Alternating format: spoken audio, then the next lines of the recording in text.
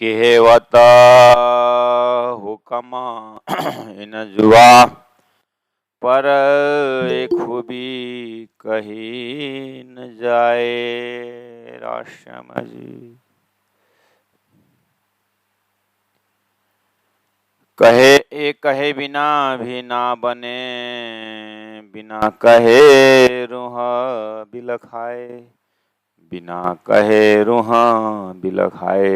बिलखना मतलब तड़पना।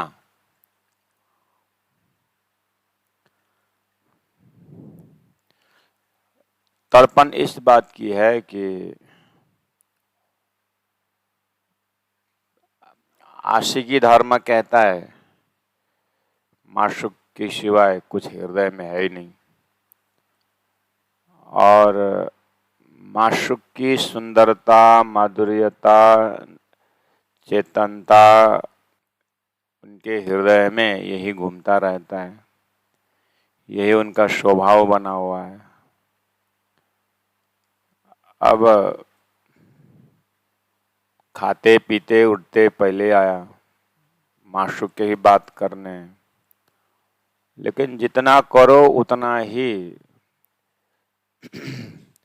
आनंद बढ़ता जाता है और उतने नजदीकी और उतना साक्षात्कार होता जाता है। तो अब वर्णन जितना करो उतना अधूरा लगता है, इसलिए परेशान है। इसलिए कहना और व्याख्या करना और दर्शन करना ऐसा लगता है कमी महसूस होती है, कमी महसूस होती है। कहवता हुक्म ही न जुबा, इसलिए इतना भी नहीं हो पाता, लेकिन हुक्म ने इतना तो कर लिया व्याख्या। पर एक खूबी कही न जाए, लेकिन हुक्म को भी वर्णन करना मुश्किल है। आखिर हुक्म किसकी है? राज्य जी का ही है। तो जितना संसार में पचा सकते हैं, हमारा दिल दिमाग जितना बन सकता है उतना ही रखा हुआ है। तो वर्णन नहीं हो सकता है तो क्या आशिक चुपचाप बैठे? आशिक धर्म वो भी तो नहीं है, इसलिए कहे बिना भी ना बने, क्योंकि थोड़ा बहुत सोचने को आता है तो सोचना भी पड़ता है। तो सोचे तो क्या, परमात्मा के विषय में, धनी के विषय में, माशूक के विषय में। थोड़ा बहुत बोलना भी आता है तो उतना भी ना बोलूं धनी के विषय में तो फिर क्या बोलूं। इसलिए चुप बैठना भी नहीं बनता है, कुछ तो बोलूं धनी के विषय में। अब बोलूं तो फिर क्या बोलूं। इसलिए हृदय में ये आशी की पीड़ा कुछ न किसी को बताया जाए न किसी से कहा जाए, इस तरीका का पीड़ा उनके अंदर बनी रहती है। तो 19 नंबर चौपाई श्रृंगार ग्रंथ 20 प्रकरण 19 नंबर चौपाई में कहते हैं, इन नैनों सुख बका न देखिया,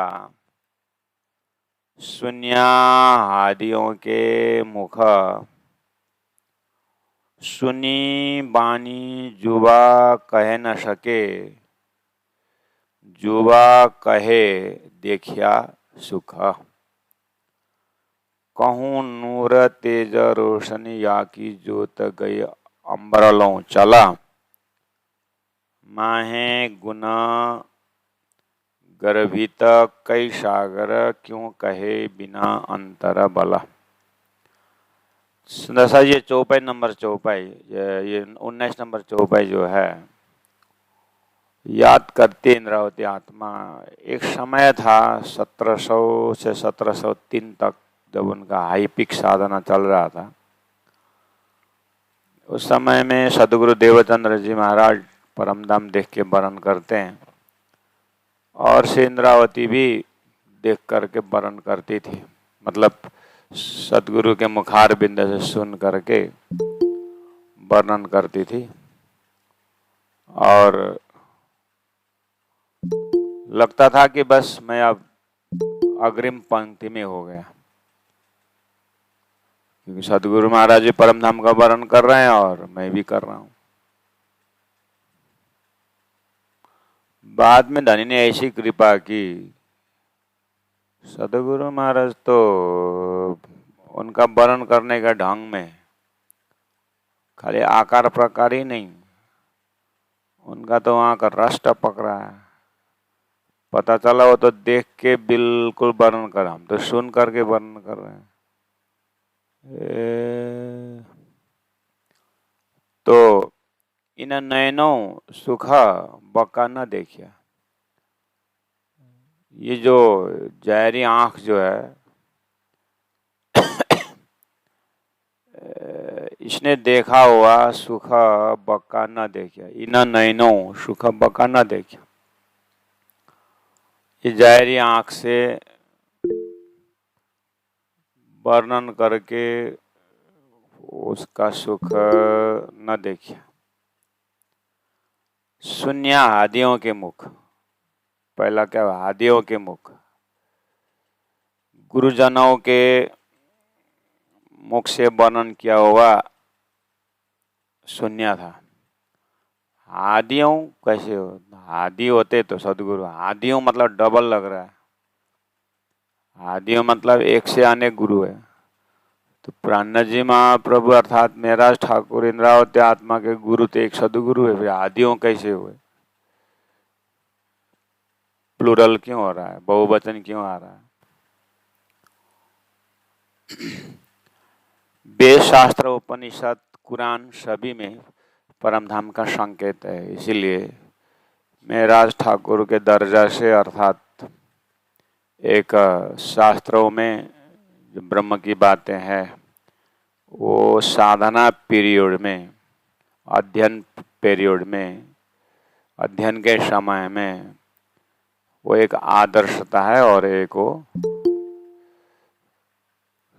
सम्मान है।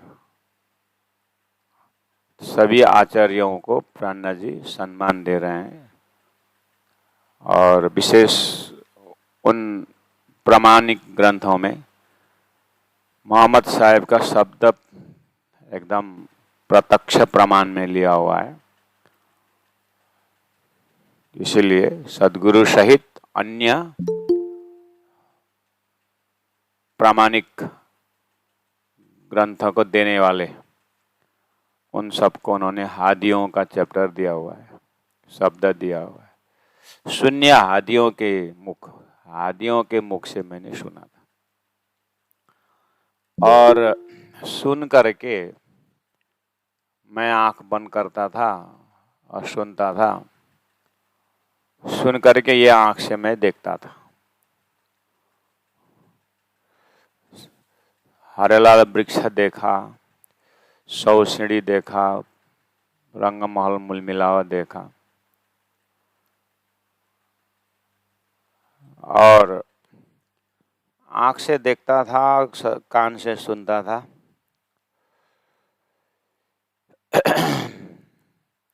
और व्याख्या भी करता था।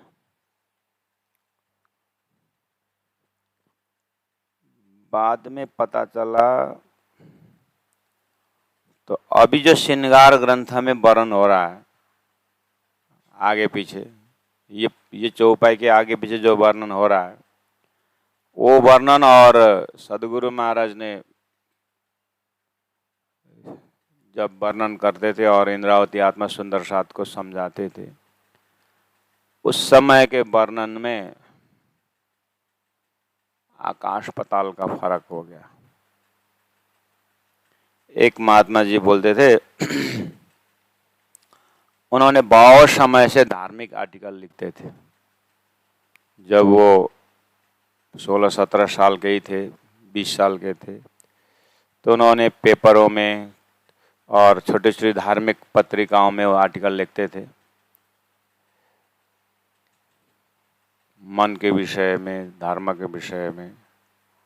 तो उन्होंने सोचा, जब वो लगभग 60-65 साल के हो गए, तो लोगों ने कहा कि गुरुजी आपका तो बहुत समय से हम आर्टिकल पढ़ते हैं, तो कितनी कितनी पत्रिका में होंगे, तो एक संकलन करके एक किताब बना दीजिए, बनाइए ना। तो एक कीर्ति भी हो जाएगी और सबके लिए हो जाएगा। तो उन्होंने बोला हाँ ठीक बात है, करेंगे। तो काम शुरू किया। सब पत्रिकाओं में छपा है कि जो जो मेरा आर्टिकल है कृपया एकत्रित करने के लिए आप सहायता दीजिए। मेरा जितने भी संकलन, उसका एक संकलन किताब छपाने की है। तो शिष्यों को भी भिड़ाए। तो लगभग 100-150 आर्टिकल तो उनको मिल गया, मतलब पुराना। तो अब उसको एक बार देख करके छपाना है। तो 7 दिन बाद उन्होंने पूरा प्रोजेक्ट बंद कर दिया। ये क्या छपाना है? तो बोलने लगे मैं इतना मूर्ख,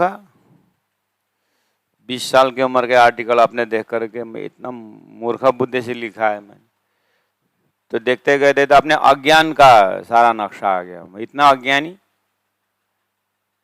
ऐसे करे सब फिर वो निकाल के सब पुराना आर्टिकल जितना फाड़ दिया। अपने आप को लगा कि ये क्या लिखा मैंने, जबकि वही उस समय में 1 नंबर आर्टिकल। तो समझ में आया क्या मैं क्या बोल रहा हूँ? जैसे शारीरिक क्रिया में हम गाड़ी के लिए तरसते थे, अपने अपनी उम्र अनुसार की इच्छा अनुसार, सामाजिक व्यवस्था अनुसार इच्छा होती है। तो हमारे ज़माने में छोटी सी एक घड़ी मिल जाए तो बहुत खुश। आज के बच्चे एप्पल मोबाइल मिले तो खुश। वो पहचानता है मोबाइल भी, फिस्टे मोबाइल है कि बड़ा मोबाइल, वो जानता है। एक माता जी बोल रही थी मुझे भी ऐसा मोबाइल लाओ ना, ऐसा लाओ ना। वो टच स्क्रीन बोलने तो नहीं आता, स्क्रीन टच मोबाइल बोलते हैं ना, है ना। वो तो बोलने नहीं आता, वो सब ऐसा करके देखे हैं बोले ये ऐसा मोबाइल मुझे भी दो ना करके बोले। क्या बोलता है इसको पता नहीं। तो जिन्होंने हमारे ज़माने में मोबाइल तो था नहीं बच्चों को, तो क्या हमारे तो घड़ी देखे थे आसपास, तो किसी की इच्छा के अनुसार हम जीते हैं। तो उसके बाद घड़ी थी, तो हमारे से थोड़ा ज्येष्ठ इच्छा है उसकी, हमारे से पहले उसने इच्छा की और घड़ी ले, उसको देख करके हमारे में इच्छा पैदा हो गई। तो हम दूसरों को देख करके इच्छा होने वाले थे ना। तो वो अपने ज़माने की घड़ी की इच्छा देख करके आज वो घड़ी मिले कितने खुशी, घड़ी न मिले कितने दुखी। तो अपने में एक प्रकार का फनी नेचर लगता है। ये क्या बोलते हैं वो क्या, एक घड़ी। तो घड़ी की इच्छा को देख करके बड़े भाई ने हमें प्लास्टिक की घड़ी लेके दिया। तो प्लास्टिक को घड़ी मिलने पर इतने खुश, आनंद था। बाद में पता चला वो तो प्लास्टिक का है, ऐसे भैया ने बुलाने के लिए लिया है। तो अब हंसी आई कि नहीं आई अभी? ऐसे ही अपने आर्टिकल के ऊपर, अपने चिंतन के ऊपर उस महाराज को फनी हंसी आई कि क्या लिखा है हमने, तो फाड़ दिया। मतलब सदगुरु देवचंद्र जी महाराज के जमाने में जो मैं परमधाम वरण करता था, प्राण जी महाराज, अभी मुझे हंसी आ रही है। उस समय 313 में 1 नंबर मेहराज ठाकुर, मेरे पीछे मेहराज बोल दिए। समझ में आई बात? तो उस ढंग का ये है, इन नैनों सुख बका न देखिया। मैंने सदगुरु महाराज के मुखार में सुनता था और ये आँख से मैंने देखता था, लेकिन ये आँख से देखा हुआ तो हरेलाल वृक्ष, कहीं आम का पेड़ लाल हो के देता, ऐसे ही करके आँख नहीं, यहाँ का आम का वृक्ष देखा तो ऐसे ही है करके यही आम का पेड़ वहाँ रखता था और बढ़िया से वर्णन करता था। सदगुरु में देखा हुआ हरेलाल वृक्ष यही है। और 100 सीढ़ी, जब हमारे दरबारों में सीढ़ी होती थी तो चढ़ता था तो वो आँख से सीढ़ी देखती थी और ध्यान में वो सीढ़ी आती थी, इसे उसकी व्याख्या करता था। तो बहुत बढ़िया, मंत्री का लड़का था और बड़े बड़े घरानों में घूमते थे, तो बड़े बड़े दरबार में जाते तो बड़ा बड़ा दरबार मिलता है। और छोटे गांव का तो सीढ़ी कभी देखा नहीं, 3 सीढ़ी 4 सीढ़ी देखा हुआ घर में, उसको 100 सीढ़ी क्या दिखाई देगा बेचारा। घर का हाइट उसका 15-20 फुट का होगा, तो सीढ़ी कितना होगा, वही 15-20 स्टेप वाला, तो 100 स्टेप तो देखा ही नहीं उसने। लेकिन मंत्री का लड़का होने के नाते बड़े बड़े दरबार में गए होंगे तो बड़ा बड़ा सीढ़ी दिखाई दी, तो हाँ ऐसे ही सीढ़ी तो और व्याख्या करते हैं। अब बेचारा जो सुंदर साथ साधारण सुंदर साथ है, उनके सामने मेरा ठाकुर ने बड़ा बड़ा सीढ़ी की व्याख्या किया। तो प्राणनाथ जी को बाद में लगा ये कौन, ये आंख से देखा हुआ सीढ़ी से तो काम नहीं चलेगा। तो जैसे ही उस समय में व्याख्या कर रहे हैं, सदगुरु महाराज आत्मा से देख करके वर्णन कर रहे हैं, वो वर्णन 100 सीढ़ी आया तो 100 सीढ़ी बोले। बाद में जब अब परिक्रमा खिलवत परिक्रमा सागर श्रृंगार जो मतलब चौपे उतरने लगी, तो उस समय तो अंतरात्मा ने देखा हुआ तो फैलाव जो है वो तो दूसरा ही है। फिर भी बहुत काम हुआ। सतगुरु के समय में आंख से देखी हुई बिल्डिंगों के उसमें चेतनता, उसमें नरमाई भरते हुए आए, इसीलिए आनंद ही था, बहुत आनंद आता था। लेकिन यहाँ क्या बोल रहे हैं, इन नयनों सुख बका न देखा, इस आंख से देखा हुआ में से वो बका का सुख नहीं दिख सकता। इसलिए शून्य आदियों के मुख सदगुरु के मुखारविंद से बोलते थे सदगुरु कि इस आंख से देखा हुआ में परम नाम का सुख नहीं है, ऐसा बोलते थे और परम नाम वर्णन करते हैं। इसीलिए अब ये 19 नंबर चौपाई में भाव क्या जा रहा है, ये है हकी स्वरूप साक्षात अक्षरातीत महामति प्राणनाथ जी जो वर्णन कर रहे हैं। ऐसा मत समझना कि मैं ये चमड़ी की आंख से देख करके वर्णन कर रहा हूँ, ऐसा नहीं है, बोल वो समझाने के लिए बोल। आकार प्रकार यही है लेकिन ये नहीं है, मतलब अब क्या बोले उसको। इसीलिए वो बार बार समझाएं कि एक ड्रीम कॉन्सेप्ट जो है वही से ही समझना बोले। सपना में तद्गत दिखता है लेकिन वो जागृत सपना में नहीं, लेकिन सपना में आया तो जागृत से आया। इसलिए हमारे चिंतन के रफ्तार में परमधाम का ही वर्णन करते आ रहे हैं, लेकिन अंदर में जो एक जो भाव दशा जो है वो स्वप्न मिश्रित जागृत चलता रहता है, वो भी अच्छी बात है। लेकिन खिलवत परिक्रमा सागर श्रृंगार द्वारा जो परमधाम का वर्णन है वो स्वप्न मिश्रित नहीं है। इसलिए प्राणनाथ जी किस तरह से बताएं, तो कुछ कुछ ऐसा बीच बीच में चौपाइयाँ ऐसी कठिन आती है कि वो प्रसंग पकड़ना मुश्किल पड़ जाता है। सुनी वाणी जुबा कहे ना सके, सुनी वाणी सदगुरु ने सुनी हुई वाणी जुबा कह न सके। अब सतगुरु महाराज ने कही वाणी में सुना, इस जुबा से वर्णन न कर सके। जुबा कहे देखिया सुख। अब इंद्रावती आत्मा स्वयं भाव को पिक्चराइज कर रहे हैं। ये जो सबसे कठिन चीज है, भाव को पिक्चर में ले करके दिखाना, शब्दों में ले आके दिखाना। भाव ऐसा चल रहा है, जुबा कहे देखिया सुख। तो ये शब्द ये चौपाई में 2 बार देखिया आया है। तो इन नयनों सुख बक्का न देखिया, या देखना आंखों का काम। जुबा कहे देखिया सुख, अंतिम को देखिया अनुभव। अनुभव से देखना, अंतिम लिटी देखिया शब्द है, और शुरू का देखिया शब्द आंखों से देखना। तो आंख में भी एक विवेचनात्मक आंख है, उसके बाद मन का आंख है, बुद्धि की आंख है, करते हुए जीव का आंख है। तो जीव का आंख से जो सदगुरु महाराज जब वर्णन कर रहे हैं तो जीव कोशिश करता था और जीव देखता था। तो सदगुरु के शब्दों की ताकत और तारतम्य की ताकत से जीव की दशा से देखता था।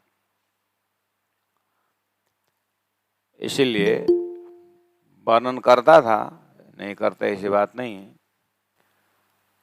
लेकिन उस जीव में बहुत समय से वो होते हुए अब सुरता से देखने लगे, और सुरता से देखते समय भी सुनी वाणी जुआ कह न सके। सुरता से दिखा हुआ भी कह न सके।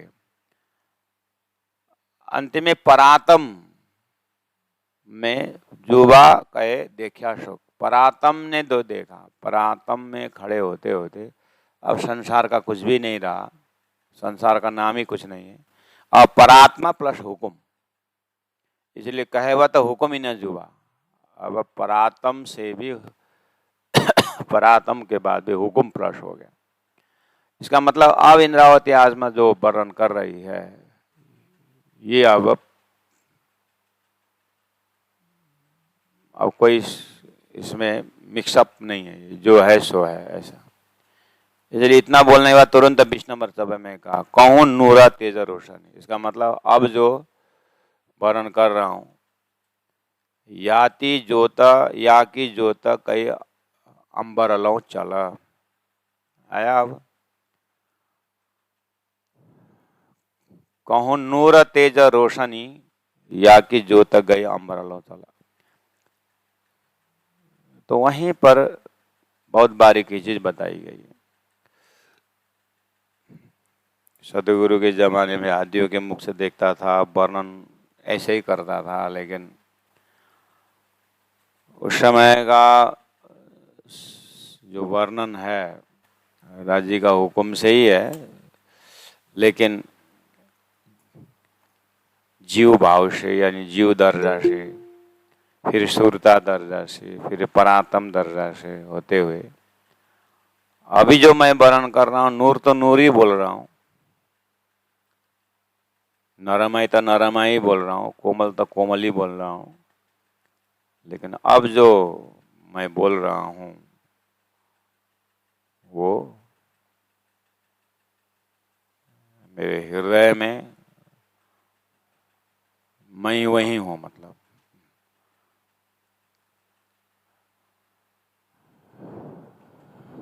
तो ऐसे ही आप अपनी यात्रा भी तय करेंगे तो समझ में आएगा सुंदर साथी जी।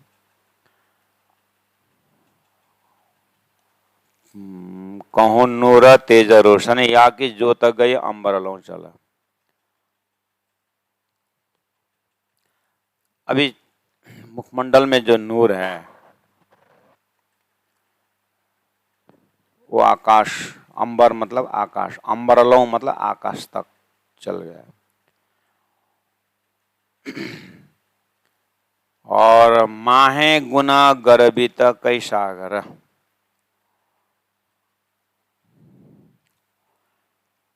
जैसे ज्ञान और चिंतन ध्यान का विषय है, ज्ञान भी बहुत जरूरी है।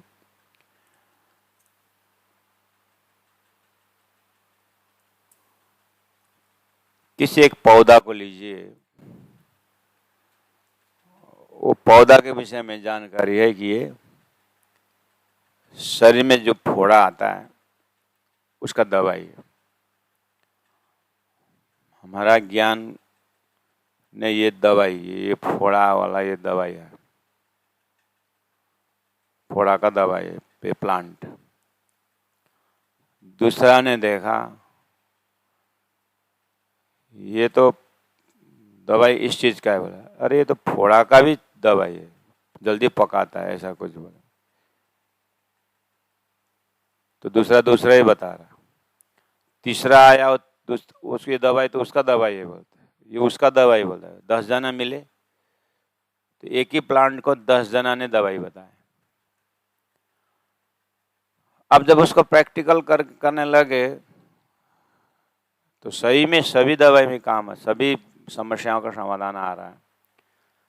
तो यहीं पर विचार करिए।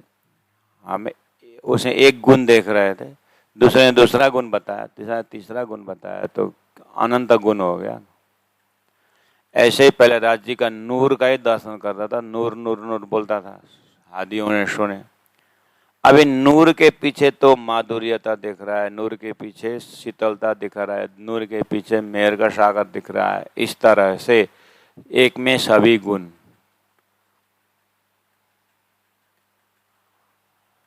अब उसने दवाई जाना करके, इसका भी दवाई है करके किसी ने सुना हुआ दवाई है करके नहीं बोल रहा है। उसने उस दवाई को यूटिलाइज किया है, यूज किया है, उसको फायदा, उसको अनुभव है उस दवाई के, उस दवा जो है। ऐसे ही संसार में बहुत प्रैक्टिकल बात होती है, ये उदाहरण के लिए बोल रहा हूँ। ऐसे प्राण जी महाप्रभु के हृदय राज्य के नूर शीतलता की जो बात कर रहे हैं, वो गुण, वो स्वभाव, वो अनुभव से बोल रहे हैं। इसलिए बोल रहे हैं कि क्या बोलूं, कहूं नूर तेज रोशनी हो तो मैं बोलूंगा नूर तेज के विषय में, या कि जो तक गए अम्बरलों चला, वो तो ठीक है, हम भी अम्बरलों चला गए बोल देता हूँ। लेकिन फिर क्या बोले, नूर तेज रोशनी के अंदर माहे गुना गर्भित कई सागर। बोले एक नूर के अंदर अनंत गुण है, जो सागर के अंदर जो पानी होता है, गुना गर्भित, गर्भित मतलब उसके अंदर, मतलब तेज गुण के अंदर गर्भित में कई सागर है। क्यों कहे बिना अंतर बल।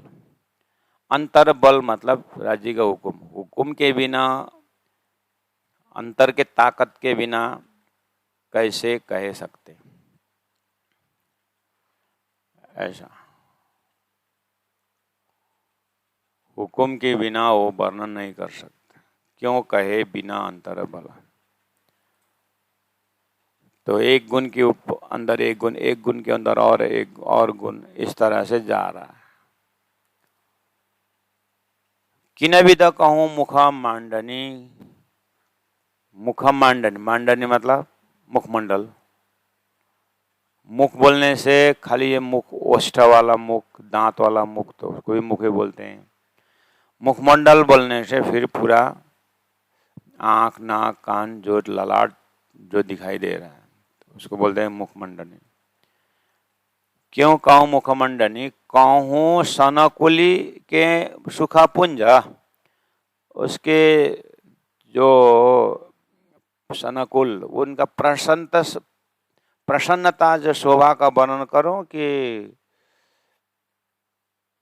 सुख का एक सागर, जो सागर की लहर दिखता है, सूर्य में रोशनी दिखती है, ऐसे धनी के मुखमंडल में आनंद का लहर दिखता है। कि वो आनंद वाला वर्णन करो कि प्रसन्नता वाला वर्णन करो, कि कहूं आनंद सागर पूरन, कि एक एक अंगों का जो आनंद का वर्णन करो। इसलिए गरुआ गंभीर नूर गंज। गरुआ मतलब गौरवपूर्ण, गौरव युक्त, गरिमा मंडल, एकदम गंभीर। गंभीर मतलब नदी उछलते हुए सागर जाते, नदी के तुलना में सागर गंभीर है, मतलब भंडार है। तो प्रसन्नता का भंडार गंभीर, खुशी और आनंद का भंडार गंभीर। ऐसा राज्य का मुखमंडल नूर गंज। गंज क्या अर्थ है, भंडार होता है, खजाना एकदम।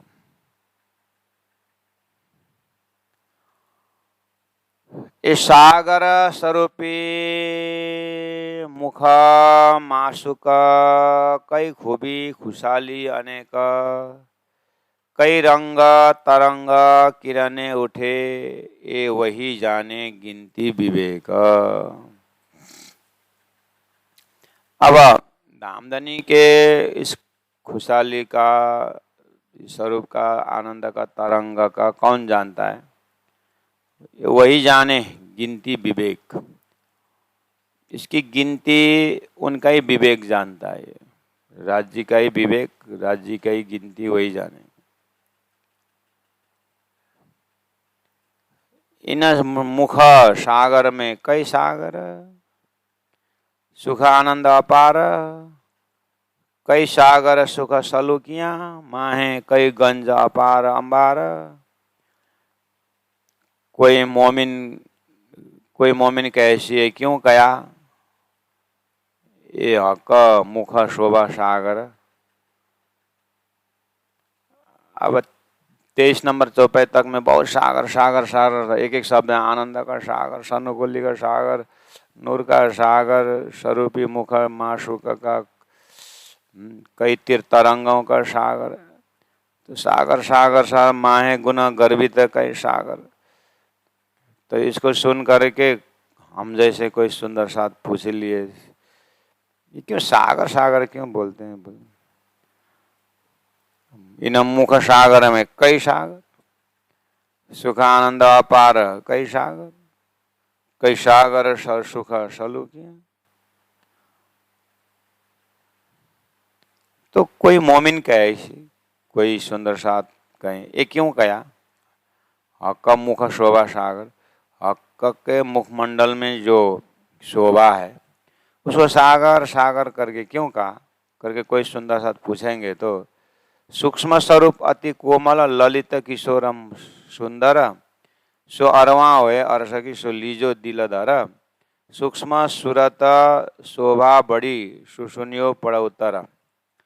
अब मैं वो सूक्ष्म स्वरूप अति कोमल को, ललित किशोर सुंदर, अब उसको क्या, जो उनके अंदर सुंदरता है, जो किशोरता मतलब जो परिपूर्णता जो है, अब मैं किस तरह से मैं बोल के आपको दिमाग में बैठाऊं?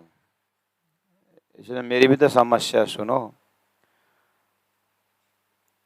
अब जो अरवा हो यार सकी, जो परम धाम की आत्मा होए, तो सोलीजो दिल में धारण करो। अब मेरी समझ, ये सूक्ष्म सूरत है, ये बहुत बारीकी सूक्ष्म स्वरूप है, शोभा बड़ी, इसमें बहुत सुंदर शोभा है। सो सुनियो पड़ा उत्तर, जो अभी पूछा था ना आपने, उसका उत्तर सुनो। क्या पूछा था? ये सागर सागर सागर के क्यों बोला था, उसका उत्तर दे रहा हूं, सुनो। बोल रहा अब सागर सागर करके क्यों बोला? कया निमुना एक भांता का, ये अब क्या निमुना से बताऊं? तो ये नमूना है। सागर शब्द, सागर बोलते से पानी अथाह होता है, गहराई होता है, इसीलिए सागर बोल दिया हूं। ये नमूना है।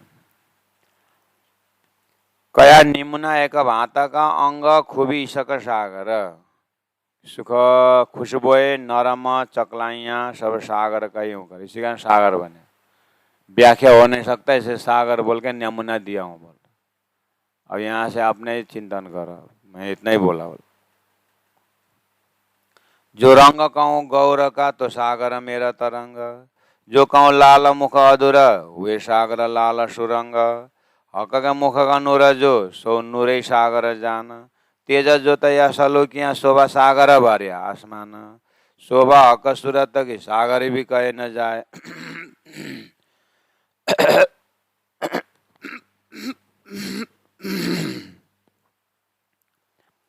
होना था वैसे तो हक के मुख का नूर जो नूरे सागर जान, तेज जोत या सलोकिया शोभा सागर भरिया आसमान। शोभा हक सूरत की सागर भी कहा ना जाए, सागर भी नहीं कहा जा सकते। ये सागर तो क्या है, कुछ नहीं। वो तो क्या बताऊं आगे, वहां वहां वहां उतना तो। वैसे सागर भी नहीं, आप बोलते सागर सागर क्यों बोलते, वो सागर भी ना कहा जाए। ये शोभा अति बड़ी है, पर शो आवे नहीं जुबा है। बहुत शोभा है लेकिन मुख में आता नहीं, शब्द में आता नहीं, तो कैसे समझा? इसलिए सागर बोल दिया। सागर कहे यूं जानक, इसे कारण इसीलिए मैं सागर करके बोला हूं। कहे दुनिया में बड़े, दुनिया में उदाहरण के नमूना के लिए सबसे बड़ा यही है। तो क्या बोलूं, कहे दुनिया में बड़े पड़िया सागर से न निकसे। सागर में एक घटना है, जो सागर के अंदर डूब जाता है ना, निकल नहीं सकता है, इसलिए सागर बोला। सागर में एक खासियत है, जो डूबता है वो निकलता ना, इसलिए तो महासागर बोला। तो आप प्राणनाथ जी को पूछो कि प्राणनाथ जी बाद में बोलेंगे, यात्रा ने बोले, मैंने जब राजी का नूर का सागर, ईसा का सागर बोला, क्यों सागर सागर बोला करके आपको यही प्रश्न आया, अन्य प्रश्न नहीं आया। जबकि वेदों में, उपनिषदों में, संत वाणी में मोह सागर बोला हुआ, वहां भी तो मोह सागर बोला था। वहां नहीं पूछा क्यों मोह को सागर करे, क्यों नहीं बोला, क्यों बोला इसको मोह सागर करे, नहीं पूछे वहां। जब मैंने परम धाम के सागर शब्द आया था, यहाँ प्रश्न आया। तो जाके उनको पूछो कि पाताल में मोह सागर का अंश है बोला, वो तो अंश ही खाली बोला, तो खास मोह सागर कहाँ है? तो मोह को क्यों सागर बोला, पहले उसको उत्तर लेके आओ। अच्छा ठीक है, जाकर के मोह को क्यों सागर बोला, क्या है समझ में नहीं। तेरा बाप भी उस तेरा संसार के मोह से निकल नहीं सका, जन्म से मृत्यु तक उसी में डूबता रहा, निकल नहीं सका। तेरा परदादा भी निकल नहीं सका, तू भी नहीं, इसे सागर बोला, निकला तू सागर से। अभी चल मेरे साथ तीर्थ चल, चल उठा झोला, चल चल। नहीं नहीं बनेगा अभी तो ऐसा, वो तो यही सागर निकल सका। तीर्थ चल, छोड़ सके चल, चल सकेगा? हाँ नहीं बनेगा। तो क्यों नहीं बनेगा? ओ, मोह सागर में भी तो निकल नहीं सका, इस लाइफ का नहीं, हजारों लाइफ तो निकल नहीं सका, आगे भी कितना निकल नहीं सका, इसीलिए सागर बोला ना मोह सागर। वो ऐसे ही प्रेम में, भक्ति में भी जब डूबता है वो निकल नहीं सकता, ये क्वालिटी होने का सागर बोला है।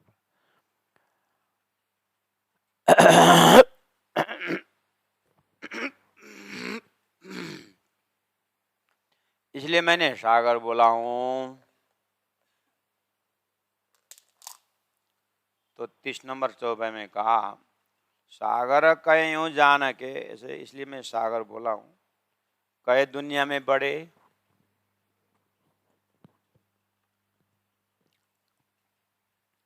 दुनिया में बड़ा यही है।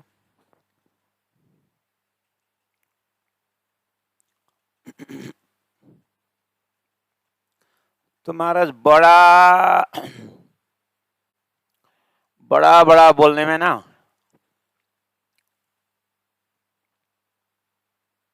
माउंट एवरेस्ट भी तो बड़ा है, तो माउंट एवरेस्ट क्यों नहीं लिया?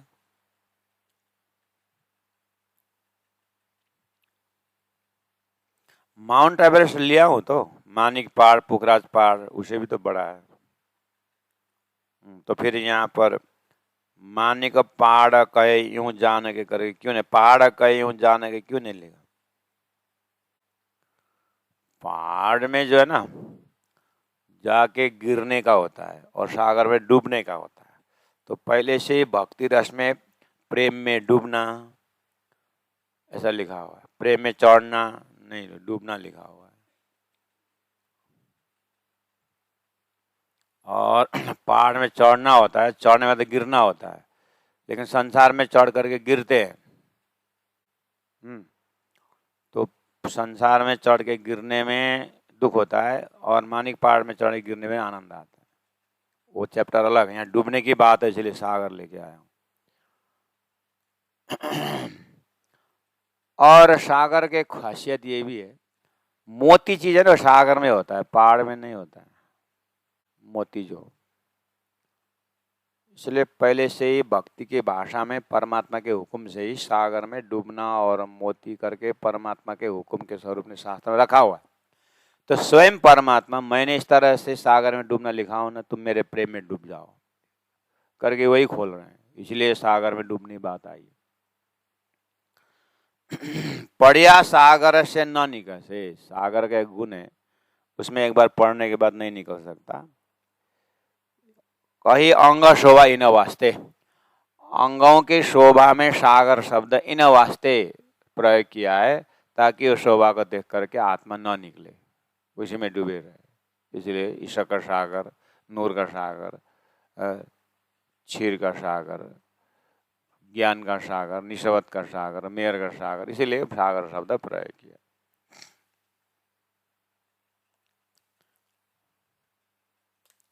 ठीक है, हो गया समस्या?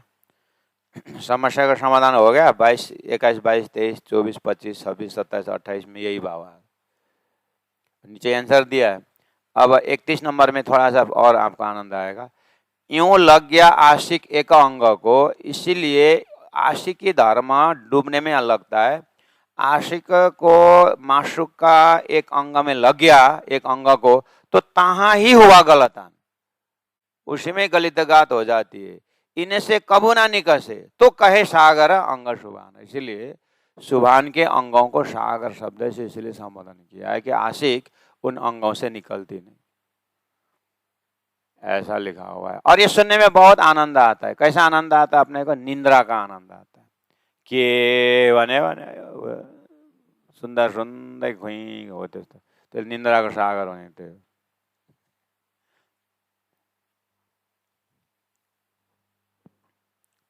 ऑफलाइन वाले तो सो जाते हैं, तो ऑनलाइन वाले तो बढ़िया से ख्वार ख्वार कर रहे होंगे।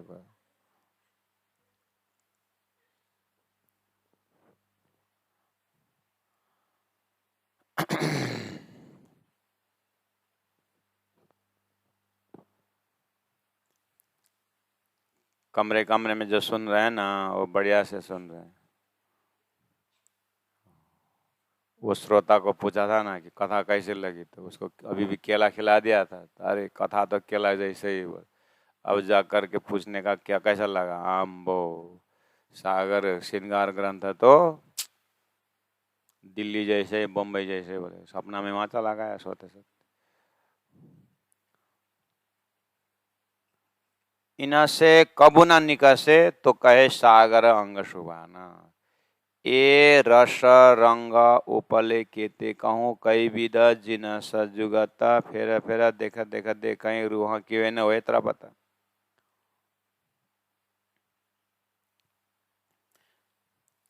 अब रूहा इंद्रावती आत्मा को क्या बोला वो? अब ऐसे श्रृंगार है ये। अब वर्णन ऐसे ही जाता है। आप पूरा चैप्टर देखिए। श्रृंगार ग्रंथ का कितना चौप है टोटल? 2400 कितना चौप है ना? 2211 चौप है। तो उसमें अभी 1000 चौपाई, 1000 अभी और 1200 चौपाई है। तो 1200 चौपाई अब इसी तरह से जाए, वही घूम घाम। इसीलिए तो आशिक बोले। वो भी राज जी ने रुकवा दिया, नहीं तो गया गया पता नहीं कितना होता। क्यों?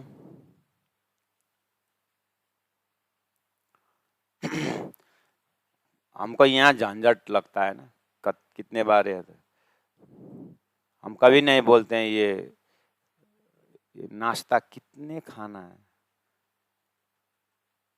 ये भोजन कितने बार करना है। सुबह से शाम तक हम बोलते रहते हैं, क्यों इतना बोलना? वही शब्द रिपीट, हार्डली 100 शब्द जाना तो जीवन चल जाता है। तो वो शब्द कितने बार रिपीट करते हैं?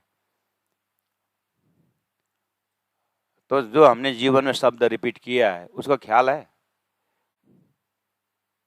बस यही का तो अंगों का वर्णन वर्णन में क्यों दिमाग लगता है? अब बार बार वही आंख के बातें, बार वही कान के बातें, ऐसा क्यों लगता है? तो बार बार यही बात, बार बार यही रोटी क्यों नहीं बोलते? बोलते हैं तो इसलिए तो कहिले कहिले सिंगडाहरू खाने खोजे। बार बार रोटी भयो तो सिंगडा खानु हो। त्यसो भए त बाह्र राज किताब पढा न, प्रकाश किताब पढा, त्यसो भए किताब बदलेको।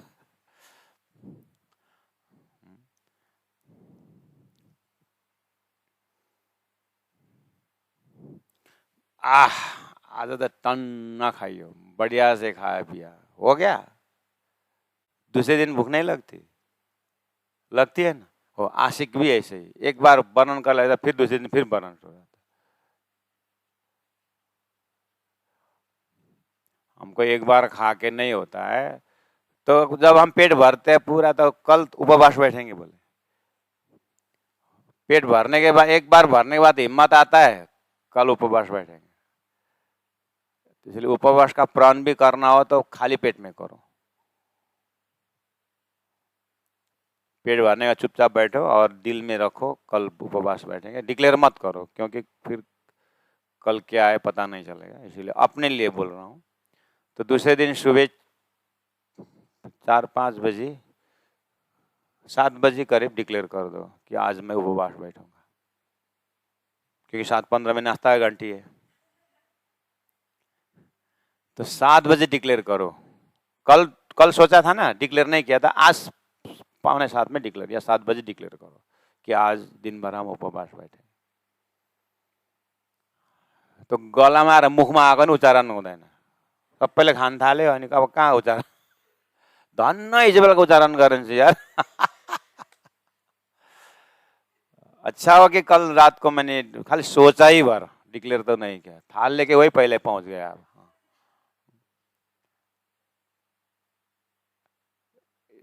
तो बार बार भोजन करने में झंझट नहीं लगता अपने को। तो बार बार जिस तरह से हमें बार बार भोजन करना, बार बार सोना झंझट नहीं लगता, ऐसे आशिक इंद्रावती आत्मा बार बार माशूक का हृदय में अंगों का वर्णन करते रहना, उनको झंझट नहीं लगता है। उनको सागर दिखता है तो सागर से लेर आ रहा है, लेर आ रहा है, तो कभी नूर का दर्शन, कभी नीर का दर्शन, कभी क्षीर का दर्शन, ऐसा होता है। इसलिए तो इंद्रावती आत्मा कहती है बार बार कि जो आशिक है, जो परम धाम के अरवाएं हैं, वही मेरी बात समझते हैं करके क्यों बोल रहे हैं।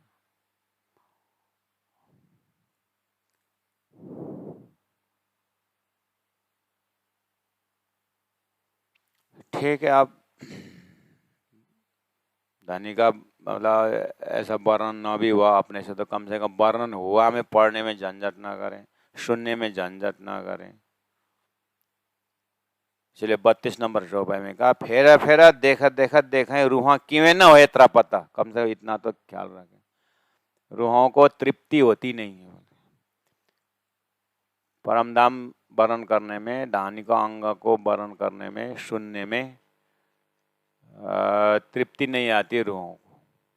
ये तृप्ति नहीं आती है, ये शब्द को लेकर के हमें अनुभव है कि नहीं। तृप्ति नहीं आती है, अनुभव है कि नहीं आपने।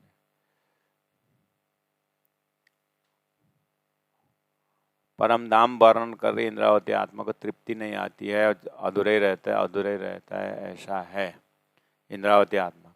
तो ये पूछ रहा हूँ मैं, तो वो क्वालिटी का अनुभव हमारे में है कि नहीं, तृप्ति नहीं आती है। ये बत्ती गई, पंखा को ऑफ करो।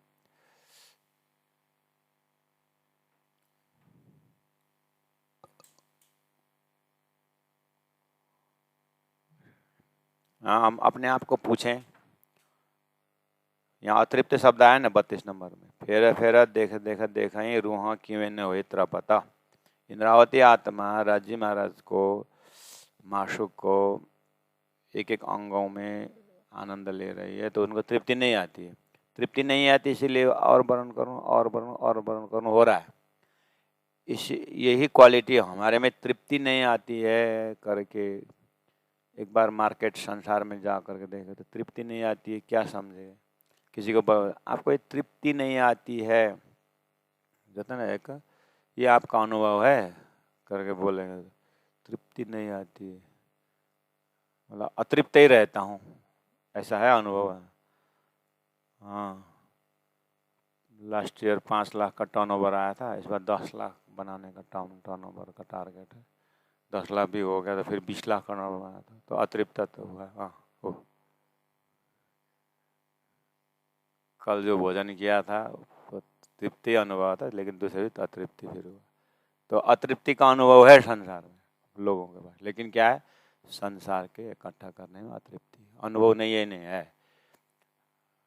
तो जिस तरह से माया के पुजारी को अतृप्ति का अनुभव है, ऐसे आशिकी को बने अभी अतृप्ति का अनुभव होता है, लेकिन वो माशूक के विषय में, प्रेम के विषय में होता है। संसार में मोह के विषय में, धन इतना कमाओ अतृप्ति, उतना कमाओ अतृप्ति, उतना अतृप्ति है। अतृप्ति की, अतृप्ति के कारण तो संसार विकास हो रहा है। बिजली एक ने आविष्कार कर दिया, अतृप्ति होके के बैठ जाते तो रेफ्रिजरेटर नहीं बनता, ट्रांजिस्टर नहीं बनता, रेलवे नहीं बनती, तो और खोज चल रहा है ना। ठीक उल्टा गुण सनातन सागर परम धाम में राज्य को और गुण और गुण और गुण, ये एरिया ही अलग है। ये उदाहरण है। हाँ, ये संभव है तो वो भी संभव है, करके अनुभव करके आगे बढ़ना है।